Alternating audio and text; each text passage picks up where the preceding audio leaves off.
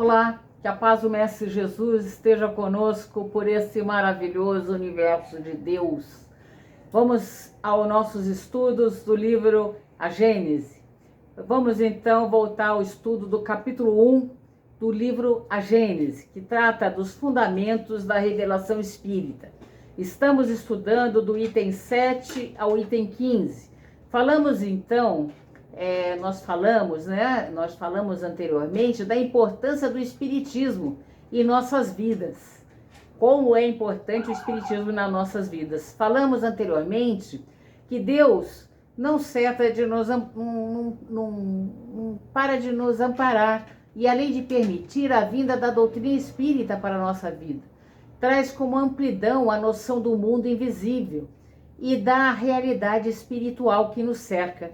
Também é fato, gente, que a gente deve entender que estudar o Espiritismo faz com que todos nós conheçamos previamente o nosso destino após a morte. Parece assim que os passos dos corações que falar da morte causa às vezes certo medo, um certo arrepio, e até mesmo algumas pessoas dizem: eu não quero saber disso, né? As pessoas falam assim: eu não quero saber disso, deixa isso para lá, outra hora, não quero nem falar sobre esse assunto. Mas é muito importante saber que um dia nós vamos partir daqui, né, gente? E aí, para onde nós vamos?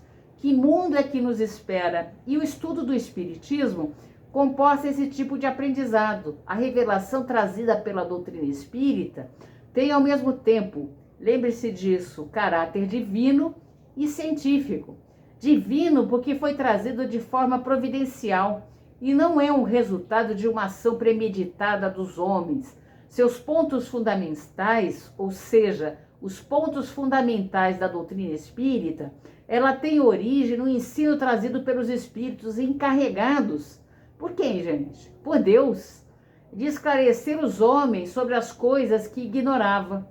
E que também podem aprender por si mesmos, mas que já estão aptos a compreendê-las. E aí nós vamos fazer aqui um convite a você que está nos escutando, nos ouvindo, né? A reler o prefácio do Evangelho segundo o Espiritismo, que nos mostra, né? Mostra para nós a ação dessas potências angélicas, que vem em nome de Deus, trazer a clareza às nossas mentes e aos nossos corações. Mas dizemos então, vamos dizer, que a doutrina espírita, ela tem um caráter divino e o caráter científico. O caráter científico, ela tem porque esse ensino não é privilégio de indivíduo algum, mas é dirigido, gente, a todos, da mesma maneira. Ou seja, pobres, ricos, simples, intelectuais, podem estudar a doutrina espírita. Os que transmitem os ensinamentos e os recebem, né? Esses ensinamentos não estão dispensados de observar e pesquisar, pois não deixam de raciocinar ou de exercer o seu livre arbítrio, a verificação dos fatos e do que nos é ensinado. Então, é recomendado pelos bons espíritos, pois a doutrina espírita não foi ditada completa, nem foi imposta à criança cega, né? Ela é deduzida a partir da observação dos fatos, feita pelos homens. As instruções dadas pelos espíritos, elas são estudadas, gente, pelos homens, que depois tiram suas próprias conclusões. É como nós estamos fazendo aqui. Vamos estudar a Gênese, vamos tirar nossas próprias conclusões. E ela é aplicada. Foi assim que o nosso mestre Allan Kardec, então, concluiu o item 13. O que caracteriza a revelação espírita é que a sua origem é divina, que essa iniciativa pertence aos espíritos e que a elaboração é o fruto do trabalho do homem. Então, é assim, queridos companheiros de estudos, que vamos aprendendo com o nosso mestre Kardec.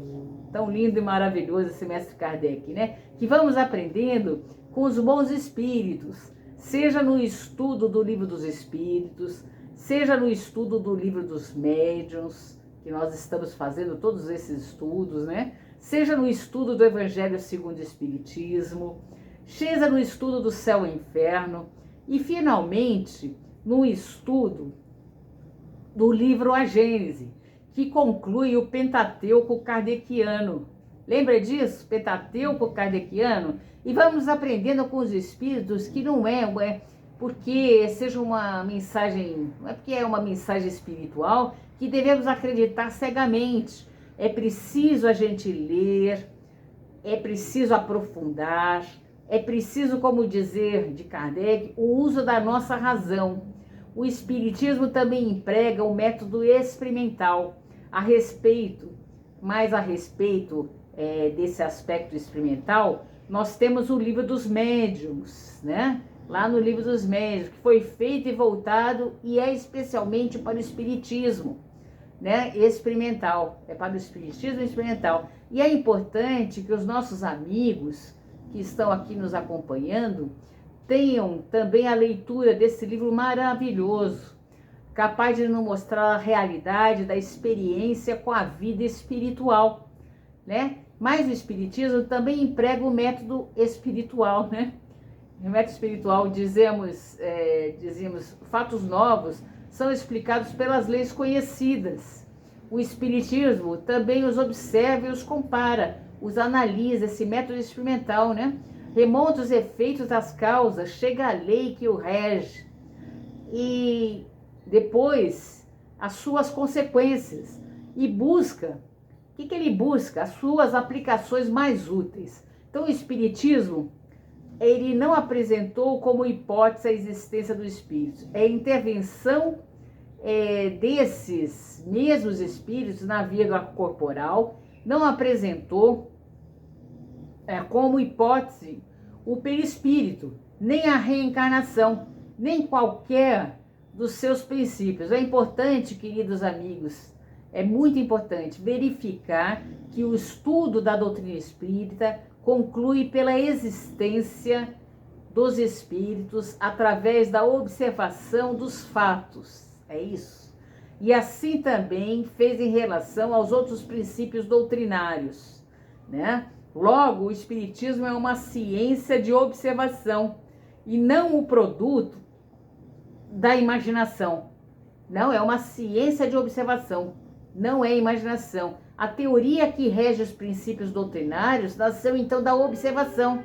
E assim, queridos amigos, né? Assim, queridos amigos, que vamos ver nesses itens estudados que acabamos de repassar, do item 7 ao 15, e nós vamos ver a importância do conhecimento da ciência espírita.